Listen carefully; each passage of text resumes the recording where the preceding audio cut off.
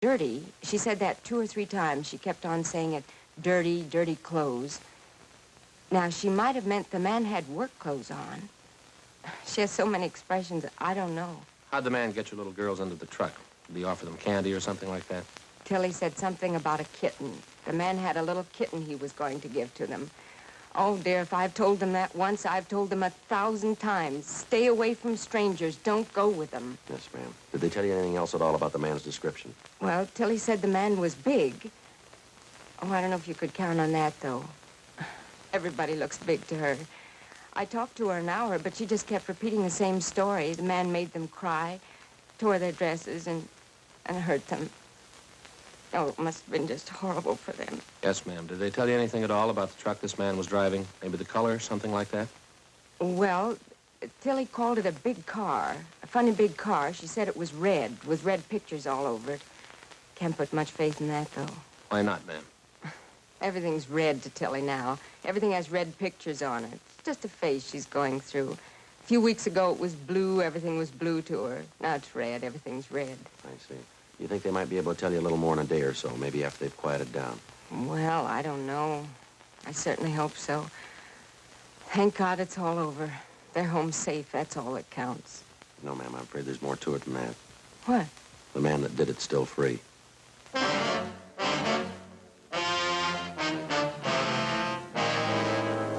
Monday, August 10th. The search for the suspect went on. All of us, the men from juvenile and homicide divisions, were pretty much feeling our way in the dark. Repeated questioning of residents living in the area where the abduction took place netted us nothing. Our 2-star witnesses, the 4-year-old twins, were able to contribute very little. We stayed on it. Another 3 days of pounding the pavement, knocking on doors, and asking stock questions led us nowhere. As in most cases like this one, the criminal employed the distinct advantage of having victims who were unable, because of shock, to clearly identify him. Saturday, August 15th. In the late afternoon, we got a call from a Bernice Hopper, a real estate agent in the West Hollywood area. 4:15 p.m. Frank and I drove out to interview her. Excuse me, officers. I've just got to find that listing book first. Go right ahead, Miss Hopper. It's just got to be here someplace. It was only yesterday morning. I remember distinctly. There. Now, I can start to do business again. Yes, ma'am. Well, I don't know if this is going to help you any in your case, officers, but I certainly think something should be done about it. Flagrant, it's the only word I can think of, just flagrant. Would you like to tell us about it? Well, I saw him yesterday, for one thing. You see, I was coming back from lunch about 2:30 in the afternoon. Fridays, I always have a late lunch. I see. I was just passing the corner a few blocks from the grammar school right up above on Prospect Avenue, and I saw this truck parked and this truck driver leaning out of the window talking to some children. Just tots, little tots. Yes, ma'am. What happened? Well, what happened is not so much that, it's just the way this truck driver was talking to these children. I must have been at least 20 feet from them, and even I could hear. What was that? Well, his language, just filthy. I couldn't understand it. A grown man talking to little tots like that. Every kind of filth, every obscene word you could think of. Was there any point in the way he was talking to the children, Miss Hopper? I mean, was he mad at them? Did he seem sober? What was it? It was filth, that's all I know, officer. Some of the children didn't like it, and they told him. That only made him do it all the more. I really think you ought to check up on him. Yes, ma'am. Can you tell us anything else about it? Oh, would you excuse me a moment? Yes, ma'am. Go right ahead. Bernice Hopper, real estate. Yes. Mm-hmm. Oh, yes, Mr. Tomlinson, I remember. The house out on Norwich, wasn't it? Well, no. As a matter of fact, I sold it Monday. It's just like I told you, things go so fast. Well, of course, if you'd had a substantial down payment to make at the time... I am sorry. There wasn't anything I could do. Yes. Well, I'm sorry, too. Well, thank you for calling. If anything turns up, may I give you a ring? Mm-hmm. No, I have the number out. All right, sir. Thank you very much, and I am sorry.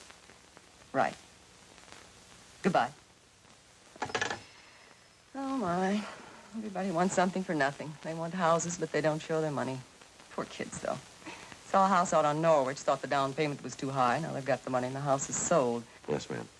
Now, where was I? About the truck driver you saw, Miss Hopper. Oh, yes. Well, after hearing that talk of his, I just copied down the license number of the truck. Got it right here in my desk.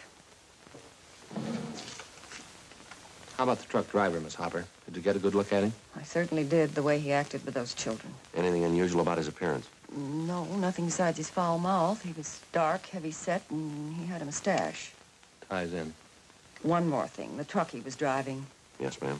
There were pictures painted on the side. Circus animals, I think. Did you happen to notice the color? Oh, yes, it was red. Even the pictures were red.